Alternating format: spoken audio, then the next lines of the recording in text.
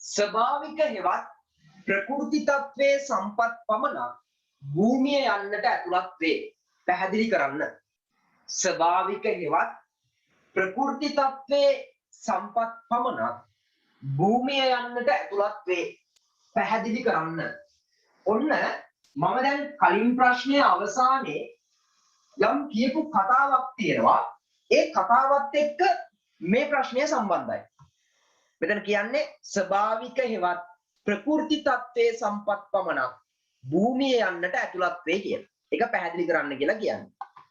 එතකොට ඔයාලට මතකයි පුතේ මම කලින් ප්‍රශ්නයේ අවසානයේ කිව්වා මෙන්න මෙහෙම කතාවක්. භූමිය වෙනස් කරා කියන්නේ වෙනස් කතාවක්. ඒ වගේම භූමියේ සැපීම වෙනස් කරගත්තා කියන්නේ ඊට වඩා වෙනස් කතාවක් කියලා. ඒක මම කලින් ප්‍රශ්නයේ අවසානයේ ප්‍රකාශ කරා වඩ පැහැදිලි කරා. එතකොට භූමිය වෙනස් කිරීම. දැන් භූමිය කියන දේ දන්නවනේ. මොකක්ද දැන් භූමිය කියන්නේ? නිෂ්පාදන කටයුතු සඳහා ස්වභාව ධර්මයා විසින් දායාද කරපු සියලුම දේවල් තමයි භූමිය කියන්නේ. එතකොට භූමිය කියන දේට නවීන තාක්ෂණය, ශ්‍රමය, ප්‍රාග්ධනය කියන දේවල් එකතු කරලා මිනිස්සු මොකද කරන්නේ? ඒ භූමිය වෙනස් කරගන්නවා. ඇයි භූමිය වෙනස් කරගන්න අවශ්‍ය වෙන්නේ පුතේ? නිෂ්පාදන කටයුතු සඳහා යෝග්‍ය වන විදියට භූමිය වෙනස් කර ගැනීම සිද්ධ කළ යුතු නිසා. සමහර වෙලාවට ස්වභාව ධර්මයා විසින් දායාද කරන විදියම අපිට නිෂ්පාදන කටයුතු වලට පාවිච්චි කරන්න බැරි අවස්ථා තියෙනවා. සීමිත ප්‍රමාණයක් තියෙනවා පුතේ ස්වභාව ධර්මයා දායාද කරන විදියටම අපේ නිෂ්පාදන කටයුතු වලට ගන්න පුළුවන්. උදාහරණ විදියට හිරු එළිය ගත්තොත් දැන් කරවල වේලීම කියන්නේ එක නිෂ්පාදන කටයුත්තක්. ඒතර කරවල වේලීම කියන එකට හිරු එළිය ඩිරෙක්ට් අපිට ගන්න පුළුවන්. හිරු එළිය වෙනස් කරන්න දෙයක් නැහැ ඒතරද. හිරු එළිය ඍජුවම ගන්න පුළුවන් නිෂ්පාදන කටයුත්තට. වාතය ගත්තාම නිෂ්පාදන කටයුත්තට ඍජුවම ගන්න පුළුවන්. ඒතර ඒ වගේ සීමිත ස්වභාවික සම්පත් ටිකක් තියෙනවා. ඒවා වෙනස් කිරීමකින් තොරව නිෂ්පාදන කාර්යයට යොදා ගන්න පුළුවන්. හැබැයි සමහර ස්වභාවික සම්පත් තියෙනවා පුතේ. ඒ ස්වභාව ධර්මයා විසින් සපේන විදිහටම අපිට හැකියාවක් නැහැ නිෂ්පාදන කටයුත්තට ගන්න. එතකොට ස්වභාව ධර්මයා විසින් දායාද කරන විදිහටම සමහර ස්වභාවික සම්පත් තියෙනවා පුතේ. අපිට නිෂ්පාදන කටයුතු වලට ගන්න බෑ. යම් වෙනස් කිරීමක් කරන්න වෙනවා.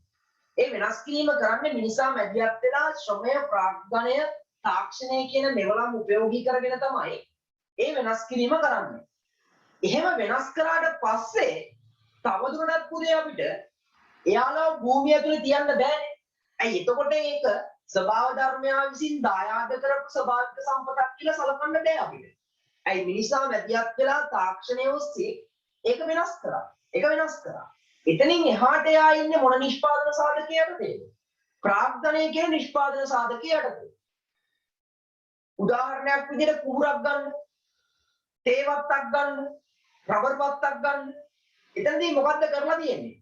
ස්වභාව ධර්මයා විසින් දායාද කරපු ස්වභාවික සම්පත්, ශ්‍රමය, තාක්ෂණය, උපකරණ කියන මෙවලම් උපයෝගී කරගෙන නිෂ්පාදන කටයුතු වලට ගැලපෙන විදිහට මිනිසා විසින් වෙනස් කරගෙන තියෙනවා. එහෙම වුණාට පස්සේ ඒගොල්ලෝ තවදුරටත් භූමිය කියන නිෂ්පාදන සාධකයක් උඩ අපිට දාන්න බෑ. මොකද භූමිය කියලා අදහස් කරන්නේ අපි ස්වභාව ධර්මයා විසින් දායාද කරපු සියලුම දේවල්. හැබැයි අතනදී කුඹුරක්, තේ වත්තක්, රබර් වත්තක් ගත්තාම මිනිසා මැදිහත් වෙලා මොකක් කරගත්තද? වෙනස් කරගත්තා. එතකොට එතනින් යාට එයා තවදුරටත් භූමිය කියන නිෂ්පාදන සාධකය ඇතුලේ නෑ. එයාව වර්ග කරන්න වෙනවා අපිට මොන සාධකයකටද? ප්‍රාග්ධනය කියන නිෂ්පාදන සාධකයට.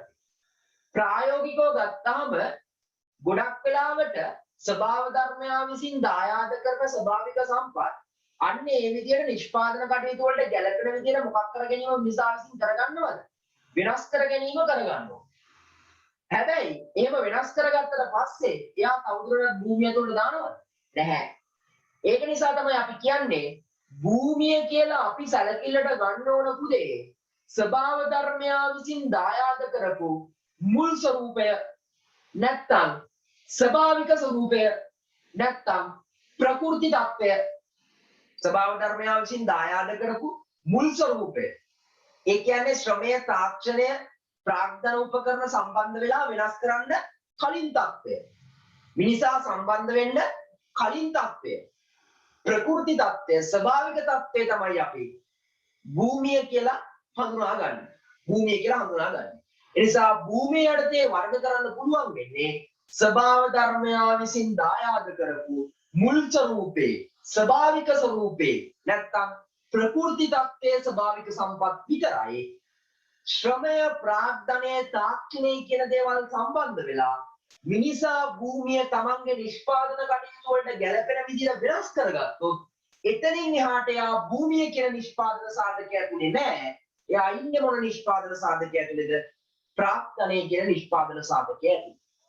පැහැදිලිද? ඔන්න ඒ ටික ලස්සනට ඔයා පිළිතුර ඇතුලේ ගොඩනගන්න ඕන. ඕක තමයි අපේ දෙවෙනි ප්‍රශ්නේ විදිහට අහන්නේ. එහෙනම් ඔයාගේ පිළිතුරු ලියන පොලේ ප්‍රශ්නාංක 2 දාගෙන ලස්සන පිළිතුර ගොඩනගන්න ගන්න පොයින්ට් එකෙන් පොයින්ට් එකට ප්‍රශ්නාංක 2 දාගෙන. හරි.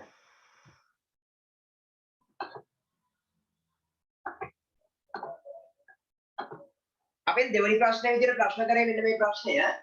ස්වභාවික හේවත් ප්‍රකෘති තත්ත්වයේ සම්පත් පමණක් භූමිය යන්නට ඇතුළත් වේ. පැහැදිලි කරන්න. කෙටියෙන් කිව්වොත් ඔව්. ස්වභාවික හේවත් ප්‍රකෘති තත්ත්වයේ සම්පත් විතරයි භූමිය යන්නට දාන්න පුළුවන්.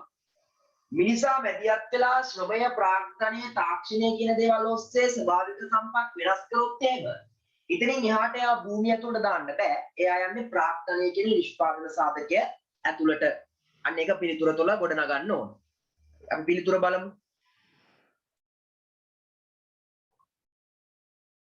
පළවෙනි පොයින්ට් එකේ පුතේ බලන්න මම කියලා තියෙන කතාව ස්වභාවික සම්පත් ලෙස අර්ථකථනය කළ යුත්තේ මිනිස් ශ්‍රමය ප්‍රාග්ධනය යන ආදී වෙනත් නිෂ්පාදන සාධක යෙදීමට පෙර පවතින ස්වභාවික ස්වરૂපයයි. සරලව කිව්වොත් ස්වභාවික සම්පත් නැත්නම් භූමිය කියලා අපි අර්ථකථනය කරන්නේ ස්වභාව ධර්මයා විසින් දායාද කරපු මුල් ස්වરૂපය.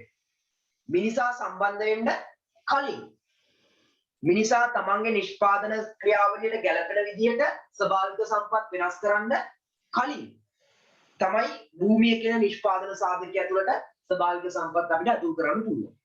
එහෙනම් පළවෙනි පොයින්ට් එකේ දාගන්න මේක ස්වභාවික සම්පත් ලෙස අර්ථකථනය කළ යුත්තේ ස්වභාවික සම්පත් ලෙස අර්ථකථනය කළ යුත්තේ ස්වභාවික සම්පත් ලෙස අර්ථකථනය කළ යුත්තේ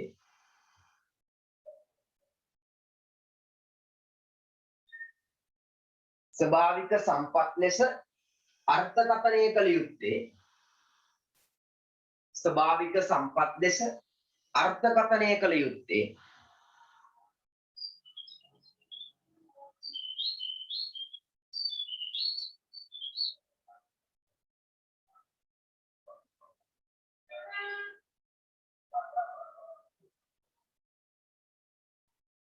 මිනිස් ශ්‍රමය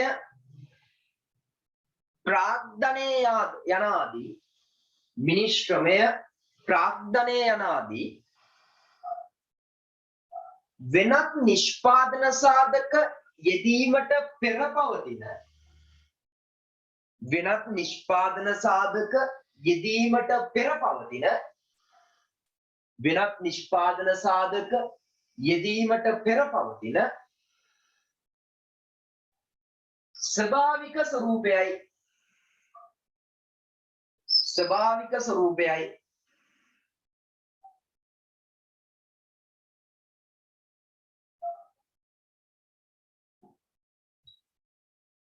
ස්වභාවික ස්වરૂපයයි. හරි. දෙවෙනි පොයින්ට් එකේ කියලා තියෙනවා මුගේ ඇයි මිනිස්සු ස්වභාවික සම්පත් ඒ විදියට ශ්‍රමය ප්‍රාග්ධනය වගේ දේවල් උපයෝගී කරගෙන වෙනස් කරන්න. ඒ කතාව අර්ථ දැන්වෙන්න තමයි මම දෙවෙනි පොයින්ට් එක අරන් තියෙන්නේ. බලන්න දෙවෙනි පොයින්ට් එකේ කියලා තියෙනවා. ඔයගොල්ලෝ දෙවෙනි පොයින්ට් එකේ දාගන්න මේක. හිරු එළිය වාතයේ වැනි දෑ කීපයක් හැරෙන්නට හිරු එළිය වාතයේ වැනි දෑ කීපයක් හැරෙන්නට හිරු එළිය වාතයේ වැනි දෑ කීපයක් හැරෙන්නට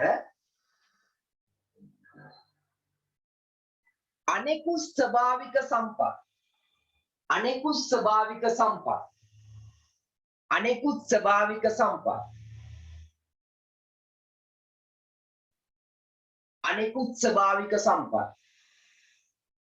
මිනිස් අවශ්‍යතා සපුරා ගැනීම සඳහා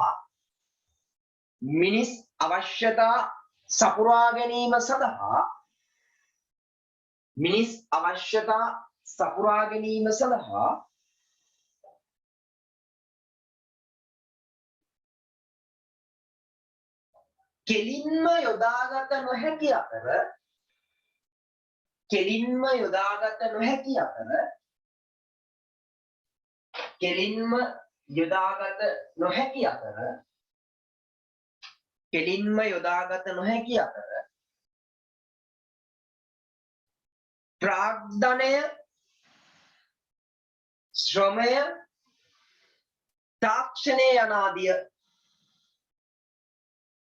ප්‍රාග්ධනය ශ්‍රමය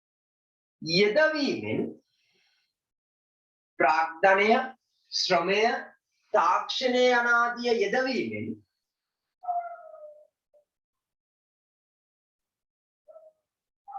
ස්වභාවික සම්පත් නිෂ්පාදනයට යෝග්‍ය වන ලෙස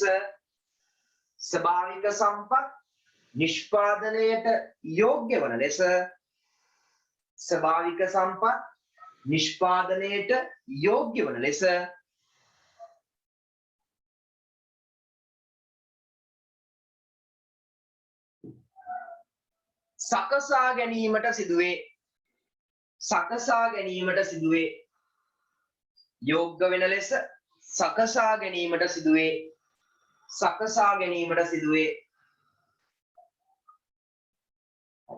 තුන්වෙනි පොයින්ට් එකේ ඊට අදාළ උදාහරණ මම දාලා තියෙනවා. ඔයා තුන්වෙනි පොයින්ට් එක දාගන්න. නිදසුන් ලෙස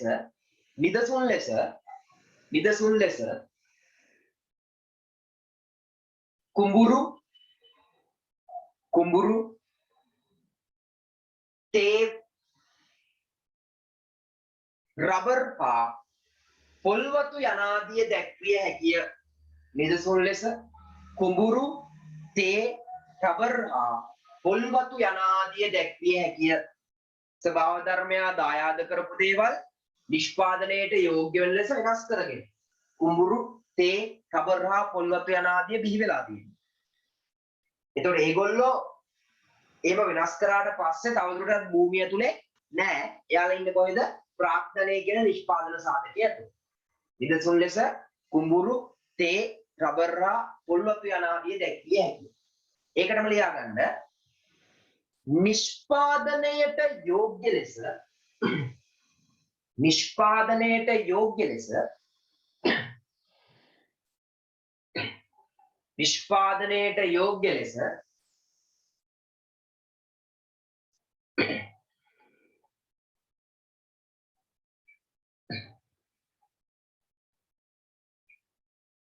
එලෙස ස්වභාවික සම්පත් සකස් කළ විට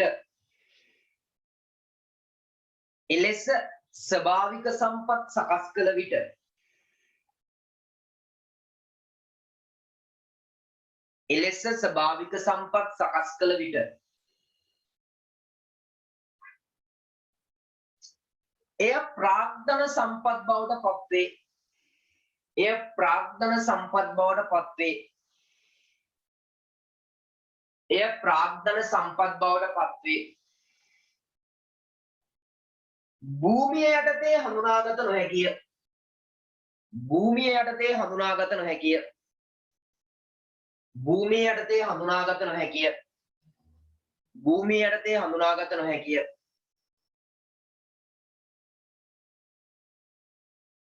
අවසාන පොයින්ට් එක ගන්න. අවසාන පොයින්ට් එක ගන්න. ඒ අනුව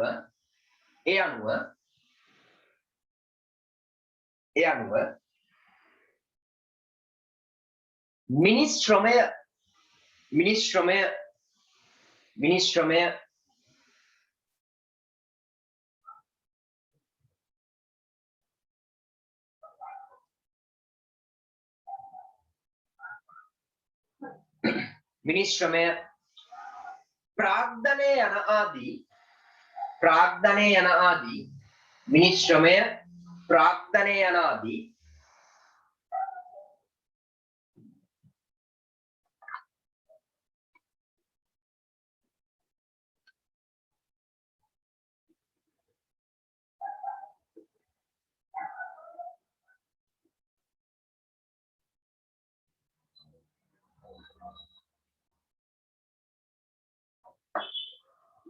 ප්‍රාග්ධනය මිනිස් ශ්‍රමය යන ආදී වෙනත් නිෂ්පාදන සාධක යෙදීමට පෙර පවතින ස්වභාවික ස්වරූපයේ හෙවත් වෙනත් නිෂ්පාදන සාධක යෙදීමට පෙර පවතින ස්වභාවික ස්වරූපයේ හෙවත්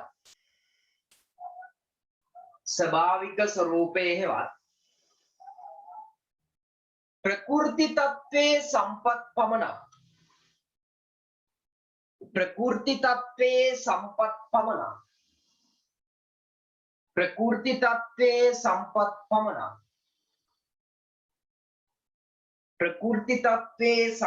පමණක් භූමිය යන්නට ඇතුළත් වේ.